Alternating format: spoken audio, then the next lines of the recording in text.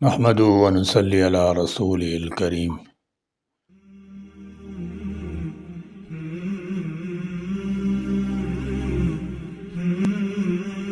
ہمیں معلوم ہوتا ہے کہ حق یعنی سچائی کیا ہے، مگر ہم اس سے صرف نظر کرتے ہیں۔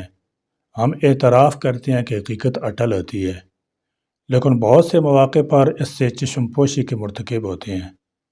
سچائی کے بارے میں ہمارے دل و دماغ میں خوشبو رچ بس رہی ہوتی ہے، لیکن ہم بسا اوقات اس سے قصداً انحراف کر رہے ہوتے ہیں۔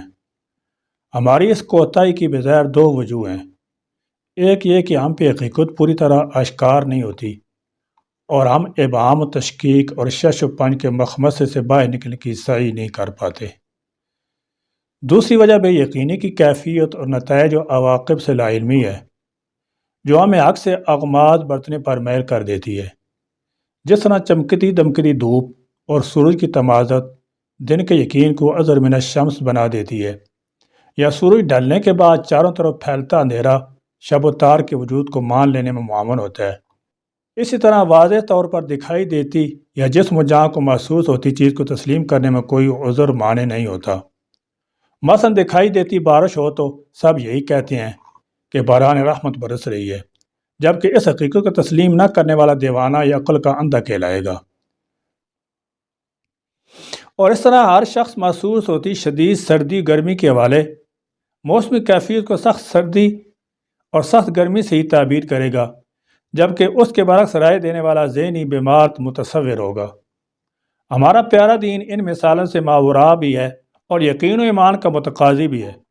مثال کے طور پر ہم نے اللہ تعالیٰ جل شان کو ظاہراً دیکھا نہیں، لیکن اللہ تعالیٰ جل شان کی بے پناہ رحمتوں اور نعمتوں سے فیضیاب ہوتے ہوئے یہ محسوس کرتے ہیں کہ وہی خالق کائنات، قادر مطلق ذات، تمام زیرو کی موت و حیات کے نظام کے خالق، سورج، چاند، ستاروں کی پراسرار درست حرکات کا منتظم ہے۔ ہم اللہ تعالیٰ جل شانہ پر ایمان لاتے ہیں، ملائکہ، فرشتوں، اللہ کی نازل کردہ کتابوں، دنیا میں بھیجے گئے تمام رسولوں، انبیاء علیہم الصلاۃ والسلام اور قیامت برپا ہونے پر یقین رکھتے ہیں، کیونکہ یہ ہمارے ایمان کا حصہ ہے۔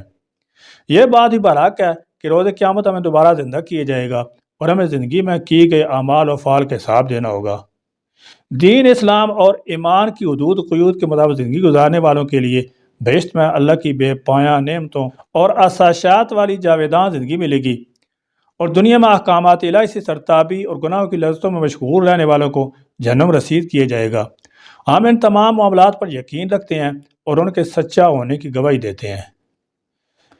اسی طرح سرور کائنات صلی اللہ تعالی علیہ وسلم اللہ تبارک و تعالیٰ کی ذات اقدس اور کائنات کی بہت بڑی حقیقت ہے، بلکہ ایک روایت کے مطابق آپ ہی باعث تخلیق کونین ہیں۔ یہ بھی بہت بڑی سچائی ہے کہ آپ صلی اللہ تعالی علیہ وسلم آخری نبی، خاتم النبیین صلی اللہ تعالی علیہ وسلم ہیں، اور آپ کے بعد کوئی نبی نہیں آئے گا۔ یہ بھی حق بات ہے کہ آپ پر قرآن حکیم نازل ہوا۔ اس بات میں بھی کسی شک و شبہ کی گنجائش نہیں کہ آپ صلی اللہ تعالی علیہ وسلم کی سیرت مبارکہ اور سنت مطہرہ پر پوری طرح عمل کرنے میں ہماری نجات ہے۔ ہم اس بات کا اقرار بھی کرتے ہیں کہ آپ شب معراج کو آسمان پر تشریف لے گئے۔ یہ بھی حق ہے کہ آپ صلی اللہ تعالی علیہ وسلم کی انگشت مبارک کے اشارے سے شق القمر کا معجزہ ہوا۔ یہ امر بھی ہماری یقین تائید کا مظہر ہے کہ آپ صلی اللہ تعالی علیہ وسلم سے انسان ہی نہیں بلکہ نباتات و جمادات، اشجار و کوثار، سمندر و دریا سب بے حد و حساب محبت پیار کرتے ہیں۔ کائنات کا ذرہ ذرہ اللہ کی تسبیحات پڑھتا ہے اور عقائد نامدار صلی اللہ تعالی علیہ وسلم پر درود و سلام بھیجتا ہے۔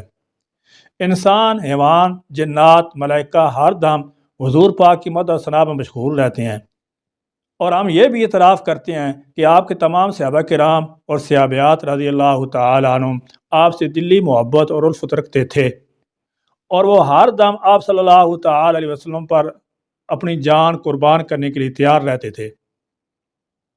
ہمیں اس بات پر بھی یقین ہے کہ آپ صلی اللہ تعالی علیہ وسلم محبوب خدا ہیں، اور آپ صلی اللہ تعالی علیہ وسلم خود بھی اللہ تبارک و تعالیٰ سے بے پناہ محبت فرماتے تھے۔ آپ صلی اللہ تعالی علیہ وسلم اس کثرت سے اللہ کی عبادات اور نمازوں کا اہتمام فرماتے تھے کہ آپ صلی اللہ تعالی علیہ وسلم کے پاؤں مبارکہ پر ورم آ جاتا تھا۔ ہم سب اس کا بھی اعتراف کرتے ہیں۔ ہم یہ تمام حقائق جانتے اور مانتے ہیں۔ ہم خود بھی حضور اکرم صلی اللہ تعالی علیہ وسلم کے مکارم اخلاق اور انسانوں حیوانوں کے ساتھ ان کے حسن سلوک کے معترف ہیں۔ آپ صلی اللہ تعالی علیہ وسلم محسن انسانیت تھے اور اپنی امت کے لیے سراپا محبت شفقت تھے۔ ہم عشاقان رسول ہونے کے داعی ہیں اور اس میں کوئی شبہ بھی نہیں۔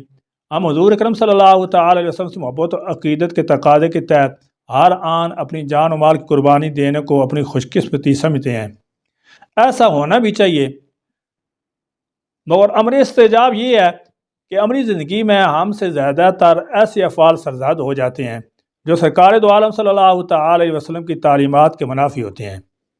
ہم جھوٹ اور غیبت سے اجتناب نہیں کرتے، کاروباری بددیانتی، فریب، ملاوٹ اور ذخیرہ اندوزی کے ذریعے ناجائز کمائی سے گریز نہیں کرتے، دوسروں کے ساتھ ناانصافی اور نامناسب برتاؤ سے خود کو جدا نہیں کرتے، نماز اور عبادات کے معاملے میں سستی اور غفلت کا شکار ہو جاتے ہیں۔ علی ھذا القیاس، یہ باتیں فقط دو عملی اور سیرت سنت نبوی کی تعمیر سے پہلو طئی کرنے کے مترادف ہیں، اور سرور کائنات صلی اللہ تعالی علیہ وسلم سے حقیقی محبت کے منافی بھی۔ کیا ہی اچھا ہو کہ ہم پوری زندگی وہ کام کریں جو حضور نبی کریم صلی اللہ تعالی علیہ وسلم سے دلی محبت کے عکاس ہوں، بلکہ دین الہی اور اللہ کے اس پیارے رسول صلی اللہ تعالی علیہ وسلم کی خوشنودی کا ذریعہ بنے۔ اگر اللہ نے وسائل عطا کیے ہیں تو حضور نبی کریم صلی اللہ تعالی علیہ وسلم کی سیرت طیبہ پر لکھی گئی کتب کی اشاعت و تقسیم کا کام کریں، مدارس دینیہ کے قیام میں اپنا حصہ ڈالیں، مساجد تعمیر کریں، اپنے بچوں کو قرآن حفظ کرائیں، انہیں دینی کتب پڑھنے اور دین حنیف پر چلنے کی تعلیم ترغیب دیں، ان کے اخلاق سنوارنے کا اہتمام کریں، اور ہم وقت درود پاک و تسبیحات پڑھیں اور اللہ تبارک و تعالیٰ کی نصرت طلب کرتے رہیں۔ یہ ہیں وہ اعمال جو حضور علیہ الصلاۃ والسلام سے محبت، عقیدت، الفت، چاہت اور خاص تعلق کے مظہر ہیں۔ اللہ تعالیٰ جل شانہ ہم سب کو اس کی توفیق عطا فرمائے اور دلوں میں حضور پاک صلی اللہ تعالی علیہ وسلم کی سچی محبت کو بیدار فرمائے۔ آمین یا رب العالمین، وآخر دعوانا الحمدللہ رب العالمین۔